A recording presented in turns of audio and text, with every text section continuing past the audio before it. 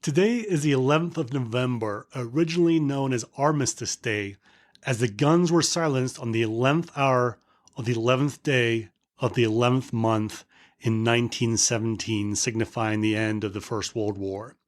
Since then, today has become a day around the world where we remember our veterans who have fought for us all, with many having made the ultimate sacrifice. For many of us, there are times today of reflection, and I am no different. For me, it's a reminder that selling software, hitting numbers, making quota is important, but at the end of the day, it's just not that important. It's not life and death. But of course, for armed forces, it is. It's important that they do their jobs effectively because it can possibly be as serious as that. There's so much at stake, which is why they train so hard. Now, I'm actually very skeptical when I hear those people in our industry who use the example of elite special forces as the example of what they want their teams to operate like. And usually when they do that, they turn to training and say, we should train our people. We should take it as seriously as the special forces do. And I can't help but think that we in sales are a little bit different. And I don't mean that in any kind of ethical way. I don't mean it in capability and like that. I just mean we're different. We have a different role.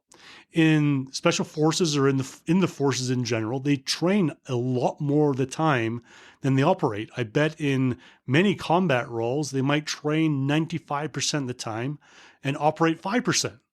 And in sales, we actually operate far, far more than that. Hopefully quite a lot of our time is spent operating, not something else. And when we're doing it, we get trained in what to do, but we learn a lot by doing. We're out there in the field, on the phones, doing what we do and learning and seeing what works and what doesn't work as we go along. The worlds between the two are just so different that I don't think we should use armed forces, special forces as a blueprint for success. But having said that, if we are honest with ourselves, most of us train ourselves probably less than 2% of the time. Companies really don't invest too much in proper sales skills training. As a rule, there's nothing exceptions out there. I get that. But, if you look at the companies and really what they end up doing, a lot of what they call sales training is really just product training. They think they can hire good people and just train them in the products and then have the magic happen. Let us figure it out. Let us use our pixie dust to somehow make it all different and make it successful. And certainly as individuals, even though our companies don't invest enough, we probably don't do enough for ourselves either. If I look back at my career, and I count myself in this for many parts of my career, very, very few salespeople truly take intentional time on a regular basis to get better at our craft, our profession, something which can really help our results. Some like to hold this fact over the industry, over salespeople. They call it a malaise on sales, right? Salespeople don't invest in themselves. I tend to think about it a little bit differently. I think about it as an opportunity that we all have to get better and make a real difference. And my question for all of us today is to do this. Do a true, honest analysis of how much time each week we're spending intentionally getting better at our craft, not learning product or anything like that, but at our day-to-day skills of being a sales professional. Now, to do that analysis, let me give you a quick guideline, which I think will help ground you. If you think you spend an hour each week intentionally getting better, that's 2.5% of your working week if you're only working 40 hours.